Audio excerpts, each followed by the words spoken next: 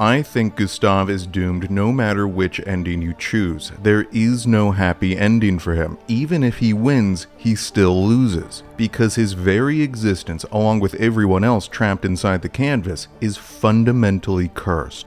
The opening shot of the game perfectly encapsulates the tragedy of his character. He stands alone, gazing toward a distant, unreachable goal, the Paintress, this immense, unstoppable adversary who is slowly destroying his entire world. He hurls stones in her direction, little ineffectual missiles that fall far short of reaching their target. He is struggling against an enemy that he cannot reach, cannot harm, that he does not even understand. But then another character enters the frame, Maëlle, his adopted sister. In the end, Gustave will sacrifice his life for hers, and through that sacrifice, he manages the impossible. He defeats the Paintress without ever landing a single blow. He may not be powerful enough, but she is, and by saving her, he gives her a chance, a reason to keep fighting. Except he does not actually save her through this final act, at least not in the usual sense. I do not think Renoir here could have really hurt her even if he wanted to. Instead, Gustave saved Maëlle many years earlier, back in Lumiere. As a child, Maëlle felt miserable growing up there. Out of place, alone, she was an orphan passed from foster family to foster family, never truly wanted. Then Gustave saved her not by sacrificing his life, but by giving her something to live for. A family, a home, an adopted brother-father combo, someone who cared. In the end, Gustave's greatest strength is not his engineering genius or his combat prowess, it is his empathy. Without him, Maëlle never would have joined Expedition 33, and without her, they never would have reached the Paintress, much less defeated her. Which means Gustave also saved Aline. By the time the story begins, she has already reached a state of extreme deterioration. A few more years and she might have died inside the canvas. With a single act of kindness, one man was able to change the world. And not just his own, but the world outside the canvas too. But the one thing he cannot change is his own fate. Again, no matter which ending you choose. And I promise I will explain why by the end of this video. Much of the discussion around Clair Obscur has been focused around the themes of grief and escapism and family. But this is also a story about the importance of human connection, empathy, and sacrifice, and those themes shine brightest through Gustave's character. So what I want to do now is follow his entire story arc, from the city of Lumiere where he begins his journey, to the stone wave cliffs where he meets his end, to better understand the tragedy that underlies his character. The opening scene is followed by his reunion with Sophie, his long-lost love, a relationship he gave up on many years ago, and now will never have a chance to rekindle. Time has run out. Today she is going to die. This is how the writers establish the stakes of his story. Everyone he has ever known, his entire world, is being slowly and methodically erased. Each year, the number on this monolith ticks down by 1, and the maximum human lifespan declines along with it. Humanity faces a slow, inexorable extinction. The people blame the Paintress, this distant, mysterious, silent figure. If they can stop her from inscribing the next number, maybe they can save their home. We are going to watch a bit of Sophie's final scene together because it shows the intense pain and fear these people are forced to endure. Okay, here it is.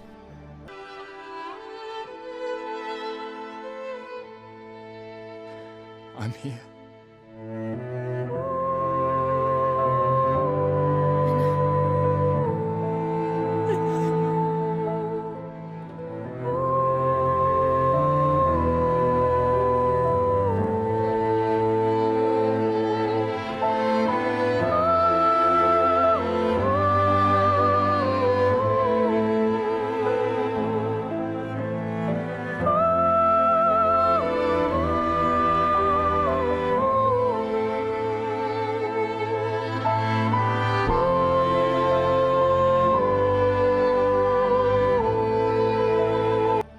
Watch the fear on Sophie's face as her final moments approach, and she realizes that this really is the end, that there is nothing that can save her. Watch the sorrow in Gustave's expression as she is torn from his grasp, and he is powerless to stop it. The writing, the acting, the animation, the score, it all comes together to underline the tragedy of this moment. The reason why Gustave and Sophie broke up all those years ago is because he wanted children and she did not. She could not bear the thought of condemning another generation to watch their loved ones die year after year while their own time slipped away. Many of the characters in this world have given up. They have accepted their fate. The people of Lumiere call this annual dying the gommage, or the erasure. Their response to it reveals a great deal about their humanity. They have turned it into an annual ritual, a grand, colorful farewell party, a cultural event designed to make the grief more manageable.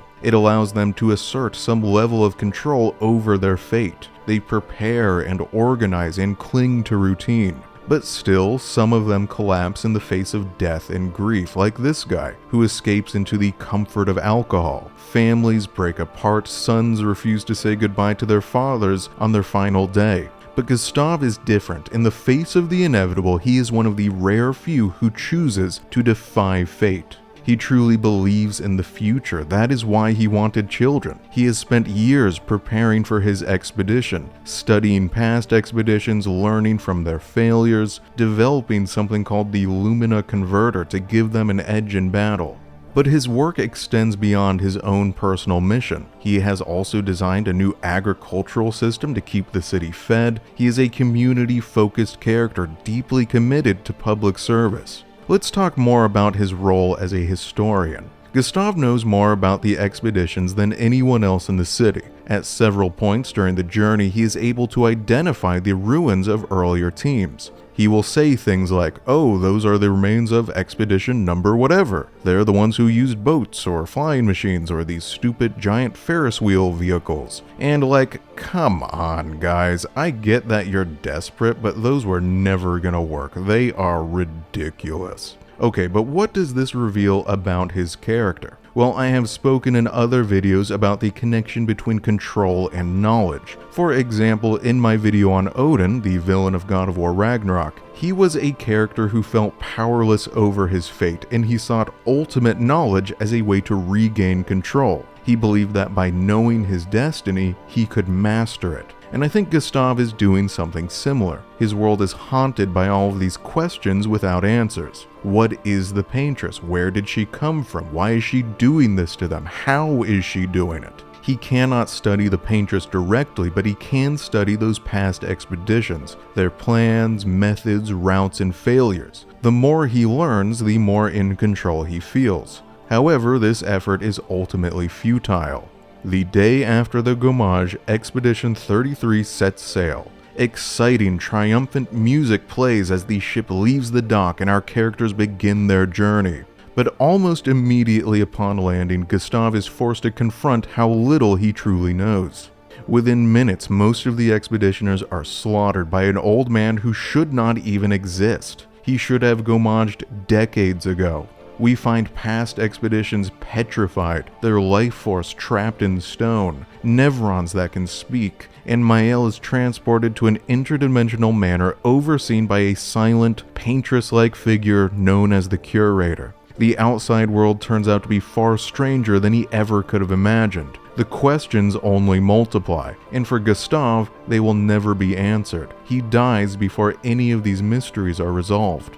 Through a mix of luck and the help of his comrades, Gustave is one of the few survivors. At first, he is so stunned by the attack that he freezes, and then his life is saved by a fellow expeditioner, who leaps in to block an attack by a Nevron and is killed in the process. Once again, the theme of sacrifice emerges. For a while, it seems Gustave may be the only survivor. Everyone else is dead. That isolation is unbearable to him. He could endure the pain and loss, but not alone. In this moment, he gives up. Gustave is not your stereotypical video game hero. He is not fearless or invincible or inherently special. He is not a chosen one. In many ways, he is just an ordinary guy forced into extraordinary circumstances. His true strength comes from his emotional bond with his fellow expeditioners, which is exactly what saves his life here. Lune is the one who convinces him to keep fighting. After the slaughter on the beach, Gustave wants to abandon the expedition. His confidence is shattered. It is not cowardice, he just knows his limits, that he cannot defeat Renoir. The struggle feels pointless now. All he wants is to get Maëlle back to safety. And again, it is Lune who convinces him to keep going, who reminds him of what he is fighting for. It is not about his life or Maëlle's life or any single individual. It is about saving everyone. This is a really important moment for him because in this scene, he is at a crossroads.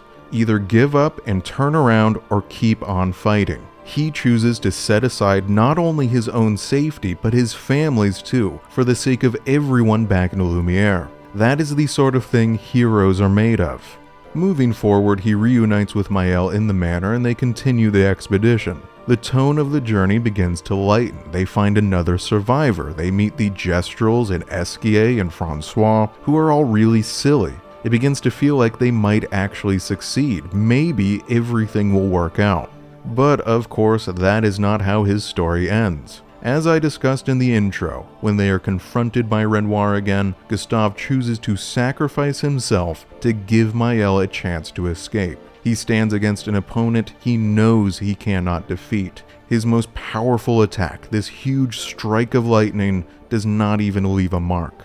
There is a scene earlier where he openly admitted that if he ever saw Renoir again, he was going to run away and run fast, because that man terrifies him. But when the moment arrives for love of his adopted sister, he overcomes that fear, and his final words are, "For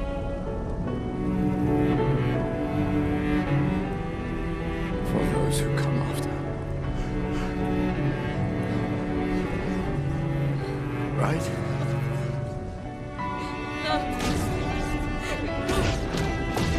You promise!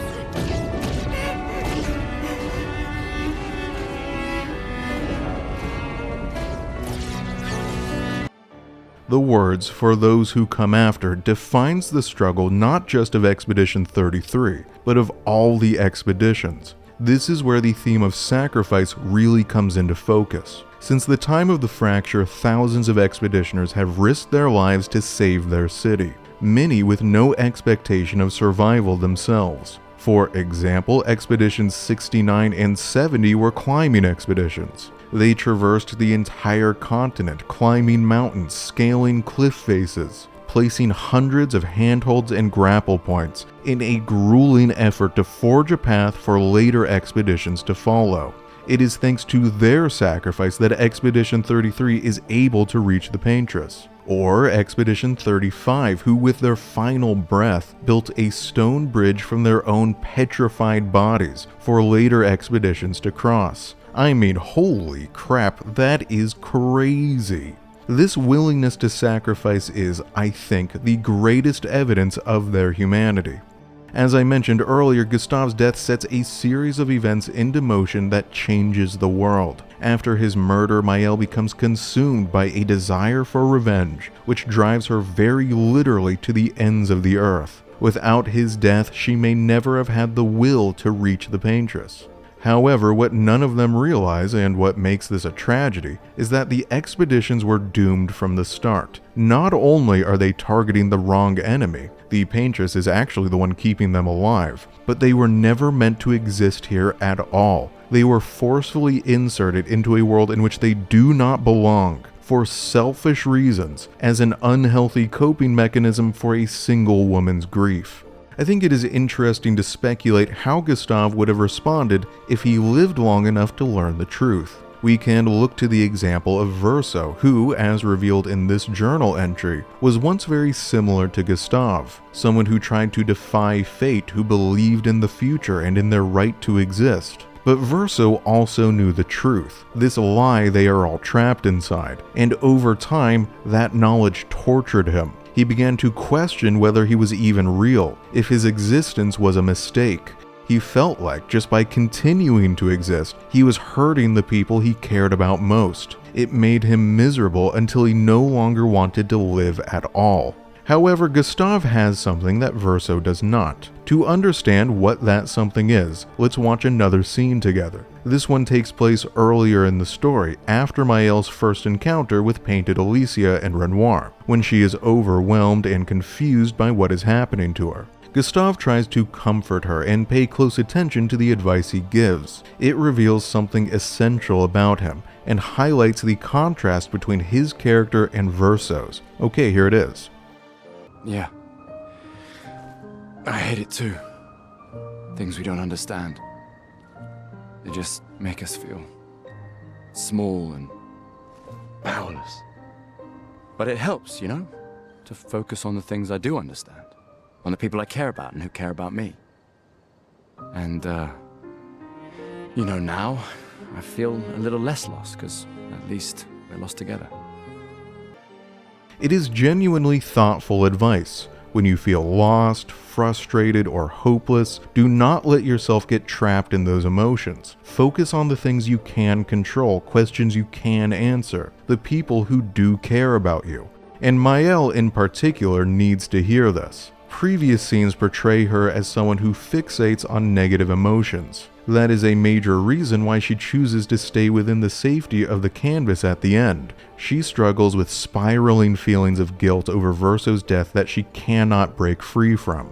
Gustave breaks out of that trap by saying, "I am not alone, we are lost together." That is why he does not spiral the way Maëlle does, why he is able to hold himself together. Once again, that theme of human connection comes to the forefront. And this is another major reason why Maëlle chooses to stay. She feels a real connection with the people inside the canvas, something she lacks out in the real world. Out there, she is afraid she will be left alone.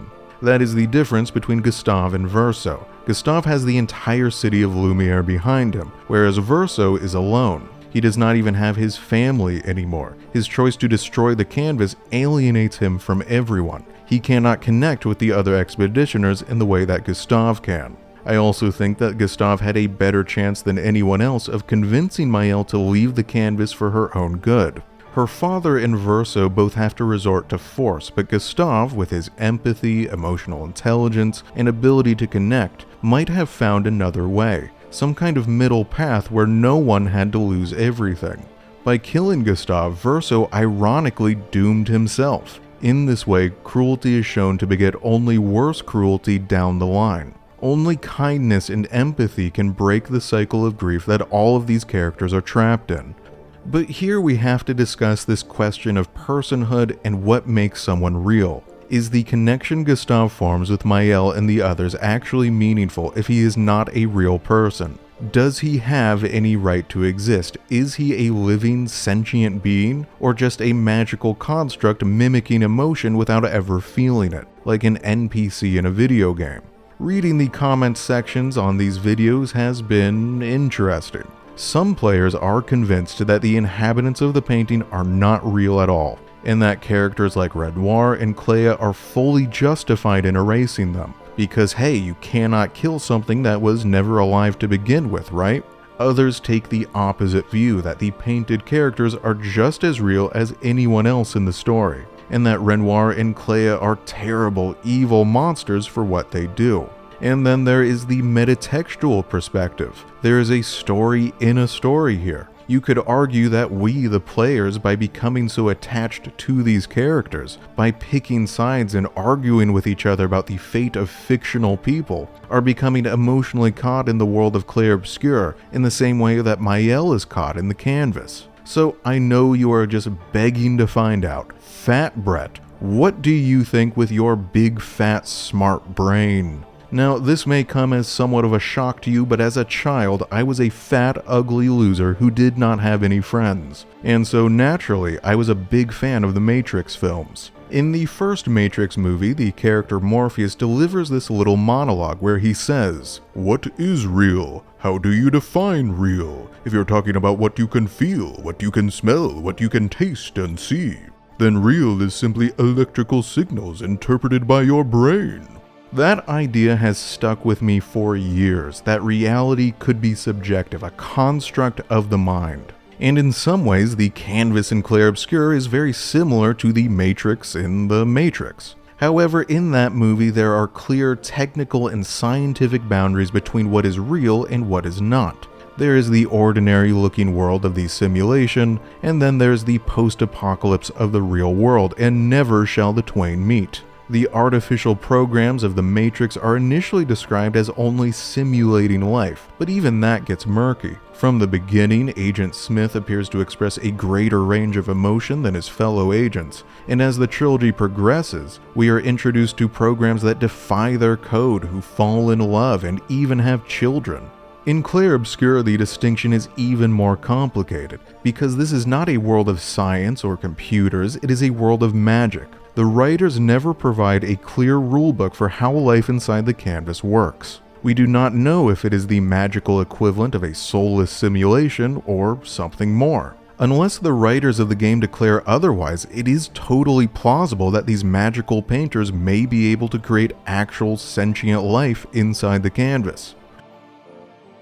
But let's not get too lost in the weeds of that debate, because it is really not important. If you are asking, is Gustave real, you are asking the wrong question. Instead, the question that actually matters is, what does it mean to be human? Is Maëlle real because her body is made up of flesh and blood, and Gustave fake because his body is made up of chroma and paint? Or is there something deeper that makes both of them human regardless of their chemical magical makeup? Okay, now this may come as another shock to you, but even as an adult, I am still a fat, ugly loser who has no friends, and so naturally, I was a big fan of that new Blade Runner movie. There is a scene in that film where Ryan Gosling's very handsome character meets Harrison Ford's very grumpy character, who has a pet dog, and Gosling asks him, is the dog real, or is it just some kind of dog-shaped android? And Ford's response is, why don't you ask him? Meaning, ask the dog. I love this line because it implies that the distinction between real and artificial is irrelevant to the one experiencing it. From the dog's perspective, its emotions and perceptions are real regardless of whether its body is artificial. And we see something similar in Clair Obscur. The writers made a very intentional choice to have the entire first act be told from Gustave's perspective. We already watched that scene where Sophie is gommaged earlier in this video. We saw her fear, we saw his pain and sorrow. Those emotions are unmistakably real and intense for them. But that does not matter either, because our emotions are not what define us as people. Dogs have emotions, even fish feel sad sometimes. Or another example from the game, Esquier is shown to have the ability to feel something akin to sadness. Sometimes he feels woo, and sometimes he feels wee. But no one would argue that alone makes him human. He is missing something, and I think Gustave absolutely does have that something. And I have already mentioned what it is: the capacity for sacrifice. When Gustave chooses to face Renoir so Maëlle can escape, he knows for an absolute certainty that he is going to die, and he chooses to do it anyway. That kind of selfless act is uniquely human. But wait, there's more. Another distinctly human trait is creativity, the ability to make something new, whether it is art or engineering or philosophy. And just look, Gustave invents a new agricultural system to feed his city, and the Lumina converter to give Expedition 33 a fighting chance. And it's not just him. The journals of past expeditions reveal a boundless capacity for variety and invention. These people invent submarines, flying machines, new forms of magic, new weapons. Even that stupid Ferris wheel vehicle we talked about earlier. It might be dumb, but it sure as hell is creative. And it is not just their inventions. They exhibit a boundless variety of behavior too. While out on expedition, sometimes they mutiny, they give up, they press on, they abandon each other, they stay loyal, they sacrifice, they form whole new societies, they play games, write poetry, blow themselves up. They do everything. The threat of extinction pushes the inhabitants of the painting to transform desperation into invention, and they reinvent themselves over and over again. They embrace wild and radical new ideas. It feels very clear to me that the writers are portraying these characters as human in every way that matters. That is what gives the story its weight and what makes Gustave a tragic figure. Renoir and Verso are not erasing mindless automatons. They are sacrificing real people, and they know it. They choose cruelty, even villainy, in the name of love, in the name of saving their family. That is what makes them compelling, not because they are morally pure, but because they are not, because they are complicated. To insist that the inhabitants of the painting are just soulless constructs is to strip the story of its power. It flattens a nuanced and complex narrative into a simplistic medieval morality play. If these characters are not human, then none of this matters. The story has no meaning.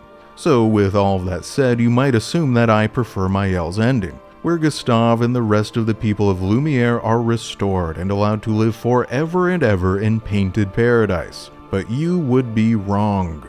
As I said at the beginning of this video, these characters are living with a curse, and no matter which ending you choose, that curse is not lifted, and now I will finally explain why. We have already seen how the truth of his existence tortured Verso, how it drained him of his will to live. For now, the expeditioners are too caught up in their newfound lease on life to care, but soon enough they are going to realize that they are trapped here forever. As the years turn into decades and then the decades into centuries, their perspective may begin to shift.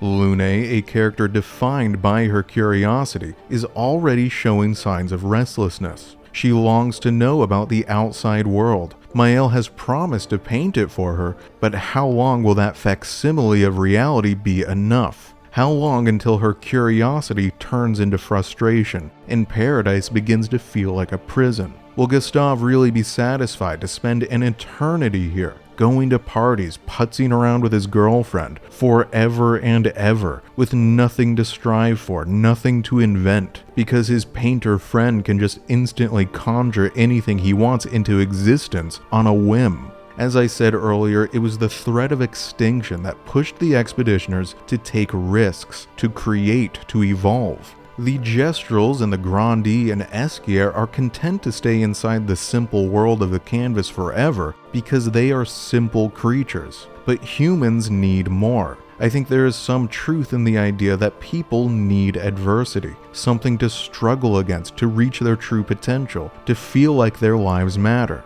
That is the real tragedy here. Even in victory, Gustave is doomed. They can never escape their prison. They were painted into a world where they do not belong, a place whose very nature is contrary to their own. This is a playground built to entertain a child, not a home for adults to live. That was Aline's greatest sin. She trapped them here to make herself feel better, but even after she has pulled herself back together and moved on, they remain. As Renoir says to Verso, it may seem absurd to offer oblivion as recompense for what has been done to them, but perhaps that is the best outcome. After all, there are some fates worse than death. As much as I love Gustave's character, as much as I think he deserves a happy ending, Maelle's ending is not that.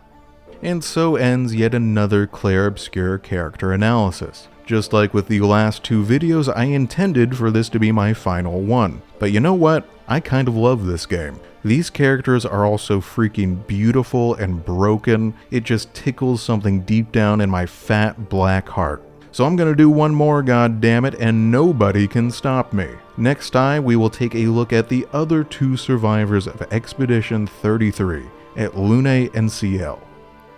Dim dim da da da dim dim da da da dim da di dum. Dim dim da da da dim dim da da da dim da di dum. Dans là-haut sera ravi, les toits à ce renoir.